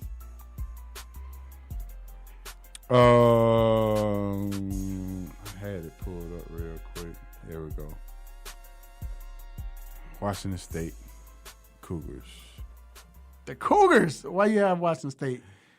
Well, first of all, when I look at their schedule, they already lost to a very subpar USC team, and they beat San Jose State, which hadn't won a game, Wyoming, Eastern Washington, and the best game on their schedule. Well, they beat Utah and Oregon, but they played them at home. They got to go to Stanford today, and you won last week against Oregon at home, Oregon State, but you got to go to Stanford today. Well, no, they actually beat Oregon last week at home, but you're going to Stanford today, and I just think that this is going to be the game that they go be 6-2. It's Pac-12, no, but Pac-12 just they just everywhere. They're counterfeit. Yeah. My counterfeit team is the Detroit Lions. Counterfeit. And, man, they're not, I don't know, they're not that good. I like Matt Stafford, but they beat Miami, but. They found him a running back. Yeah, Kerryon Johnson is nice. But still, I just don't think they have enough on offense. I don't believe in their receivers. Like I said, I like Stafford. Stafford's a gamer, but I don't believe in their receivers. Their defense is overrated. Yeah, they're overrated. You don't think Stacks is going to help? That will play a big part. It will in the run game. But they counterfeit to me. Whatever. Who's your upset of the week? I'm going with Northwestern over Wisconsin. Yeah, Wisconsin is ranked 22nd, and underranked Northwestern. I think it's a 12:00 game. It's just hard to beat Northwestern at Northwestern, and as much as we had touted Wisconsin beginning of the season with this 2,000 2,000-yard rusher in Jonathan Taylor, which hadn't really even been on the radar for a Heisman this year. That should have been a nosy day. We should have been sitting on the back porch watching him was eliminated. But I think Northwestern upsets Wisconsin today because we talked about the Big Ten. Now we're trying to figure out who's on the other side that's going to actually play either Michigan or Ohio State for that Big Ten championship. Right. And I think Wisconsin takes an L today. And And Hornibrook is not even playing because he's in concussion protocol. Yeah, concussion protocol. My upset of the week, I've been calling this for 4 weeks now, 4 or 5 weeks straight. I've been saying it's going to happen. I got Florida State beating Clemson. I said it. I called out Francois. I'm looking. Yeah. We watching. I'm on the front. I'm in the front porch. G may buy you a lunch now. Hey. If Florida State wins somehow, I'll buy you lunch. I'm telling you, dog, watch. Next week, I'm going to be saying, hey, G, where we about to go eat because I'm hungry. So my question would be, what does that put Clemson into the playoff situation? I told you in the beginning, they're not making the playoffs. I don't have them making the playoffs. They lose this game. No ACC team is I not don't going. think they can't play themselves back in. Yeah, There's they some won't SEC be able to. teams that can't. Like if Alabama lost, they could probably play their way back in. But with Clemson, they're really the them. only team in the ACC that's a threat. Wow. So it's going to be Big Ten, ACC, Pac-12, all of them not making the playoffs. So you're going to have UCF. You're going to have, who else? Notre Dame. Notre Dame going to get there. Yeah. And you're going to have an HBCU team making a playoffs this year. I'm telling you. Possibly. I'm telling you. Yeah. Appalachian State should have got to stop it, too, with the way they got drugged by Georgia Southern. No. Okay, so I guess we good on the overs, right? Unless you want to save that for next week? Or? Yeah, I don't know if did you have any? I had a couple. Go ahead. We roll with it. All right. So we got Philadelphia and Jacksonville, and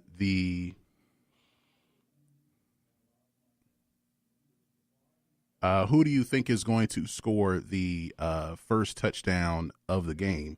The longest odds are that there will be no touchdown scored at all, or that it would be a rushing touchdown from Blake Bortles. That won't happen. Which one is more likely? He ain't.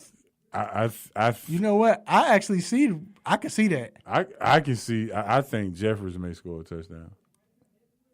Yeah, because he's been scoring. Yeah, he's been scoring. If he's playing, heck. I see they've gone from Saxonville to Jacksonville back to Jacksonville now. So that means they're not good anymore. Yeah, but I see. But you got me on that because I can see Jeff. He's scoring it like last 4 games, I think. And I can see that. Yeah. And 3 of the defensive players, 3 of the DBs are not playing for Jacksonville? I think that's I can see that. I'm with you. I can see that. But because of the strange season, I can see Jacksonville dropping all the way down and Blake Bortles running for a touchdown too. So I'm going with Blake Bortles. Wow. All right. And it's AJ Boye is not playing. Tyler Patman is out, and DJ Hayden is doubtful. Yeah. Wow. All right. So we also had the Ravens and the Panthers, and the passing yards for Joe Flacco is set at 227. To go over or under? Over. Against the Panthers, what are they playing? At Carolina. Yeah, so that means he's gonna throw the ball. I go over. Yeah, I'm going over too. I say he throws for 323 yards. Actually. Yeah, him and John Brown been connecting over the last couple of weeks. So. Yeah, and Carolina's safeties are like, yeah. I mean, I know they got Reed, but nah. He's making tackles. He's not. Exactly. He ain't covering nobody. He's not covering nobody, so. Yeah. He can cover Malcolm Jenkins, though. Right. All right, and the last one is Seattle at an apparently counterfeit team in Detroit. And Golden Tate, his receiving yards is set at 88 yards. You can go over or under. Over, because he's playing against Seattle. And he's extra pumped about that. He always plays well against Seattle. I'm with you. I'm going over, too, at Detroit. Yeah. And I even say he gets a touchdown. Yeah. One of them ones he break like 8 tackles and get a touchdown. Yeah. Spin around and, yeah. So I'm with you. All right, so with that, man, we're going to go quickly into our what's on our minds. It's going to be quick. And this is where we, like to give what's on our mind, like, in sports, what we've been thinking about or bothering us or we just don't understand. And what's on my mind is right now for all sports, it seems like sports is, I kind of talked about this last week, but it was more on the NBA side. But I think with sports, everyone is changing with let's give what the fans want, which is great when you think about it. But in actuality, it might not be great for the sport. We've changed a lot. Football, it's almost not even the same. Basketball, they changed rules. It's too much scoring now. Baseball, they're trying to speed the game up a little bit, which I get. But we know baseball is all about tradition, And I never thought I'd be that old school type of guy, but I'm at the point now where it's like, just keep it the way it was, man. It was fine. Don't try. I mean, you want to better the game, but don't get it to the point. Don't make it to the point where you're ruining the game because you're trying to please everyone. You can't please everyone, and when you please everyone, now you're taking away from what the game is.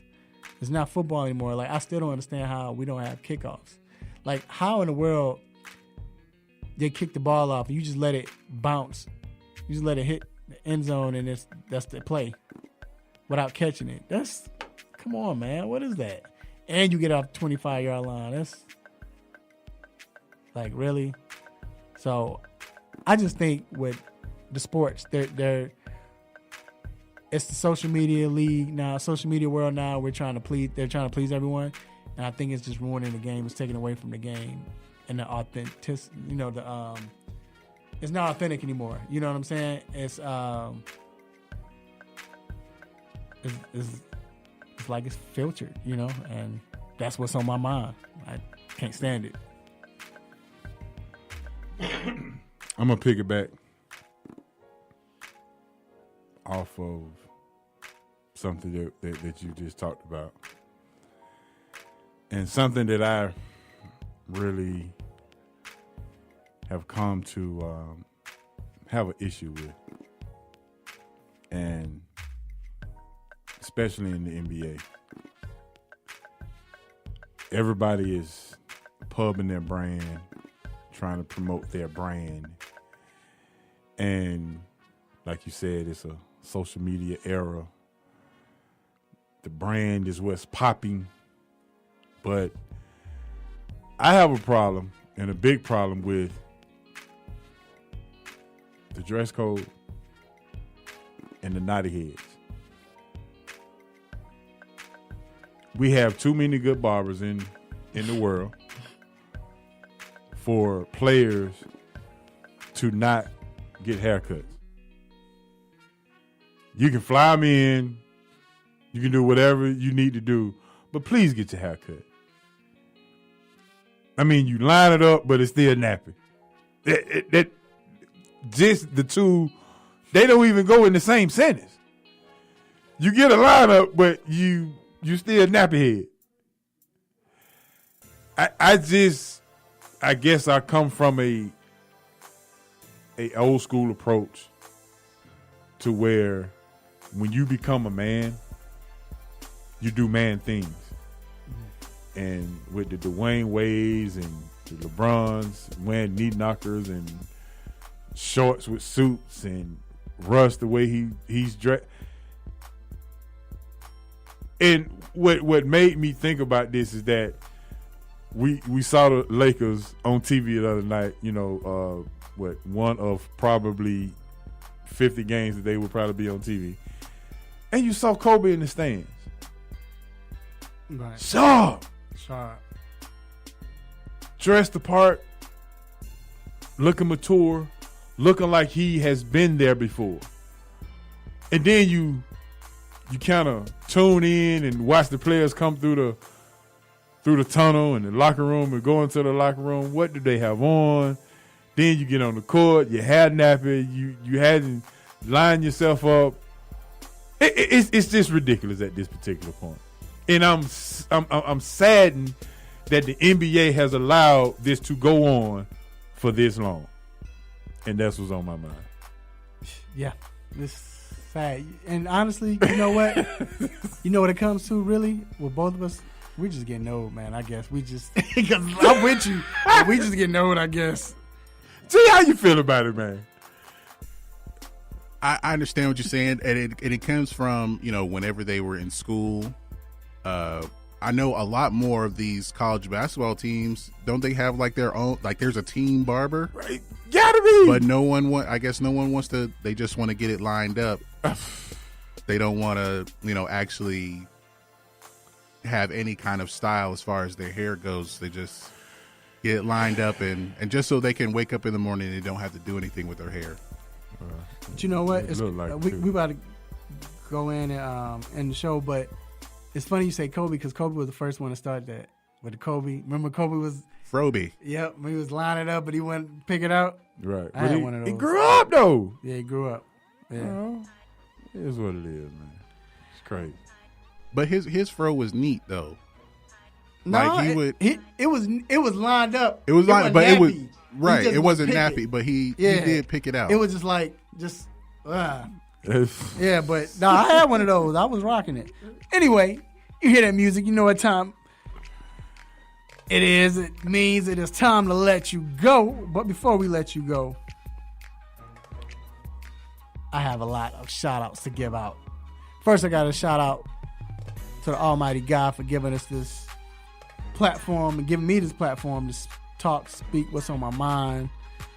To still amazing that I'm, we here on the radio, we doing this. Thank you, Raphael. was that guy to Jerry Jones, but anyway,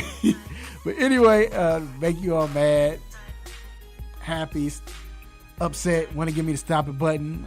This is just what it is what I do, and I appreciate God for allowing me to do that. And I want to thank all our sponsors, Seneca's Barbershop. I was about to say something. I'll get on them later. But anyway, Seneca's Barbershop. Maybe they need a contract with the NBA. Yeah, I know. Right? Oh, yeah, y'all do for real. But we trying to get you. Hey, I'm trying to get them at the stadium, too. It starts on the college level. Yeah. So, we get you in contact with Georgia Tech and Georgia State. I told you, it's not Swift. They got what's my man name? Text me the name, y'all.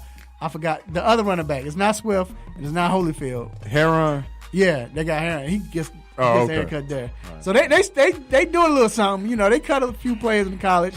He need to bring some dudes with him. Man. Yeah, right. Yeah, for real. Bring the posse.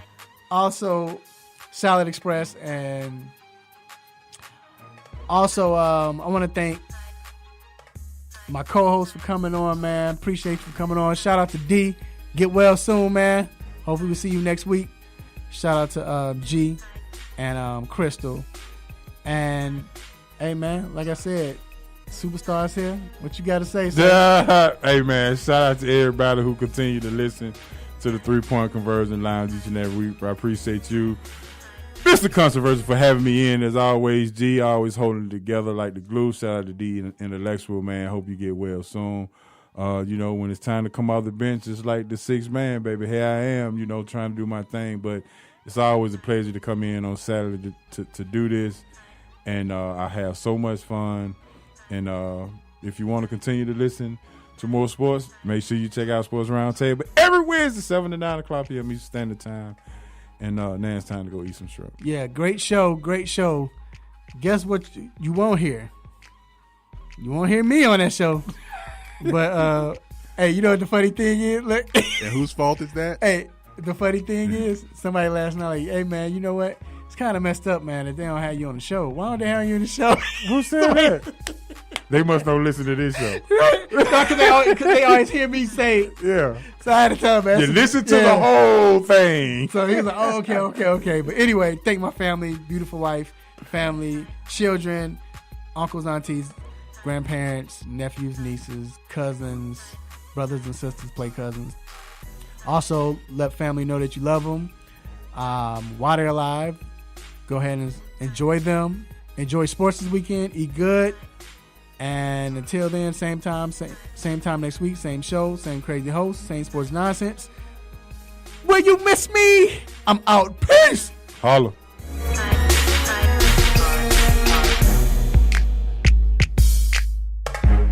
You just got done listening to the 3-Point Conversion Sports Lounge. Be sure to follow us on our Instagram, Twitter, and Facebook accounts at the 3-Point Conversion. And also make sure you check out our website, the3pointconversion.com. Be sure to follow us live and listen every Saturday morning at 10 a.m. Eastern. Thank you, Raphael.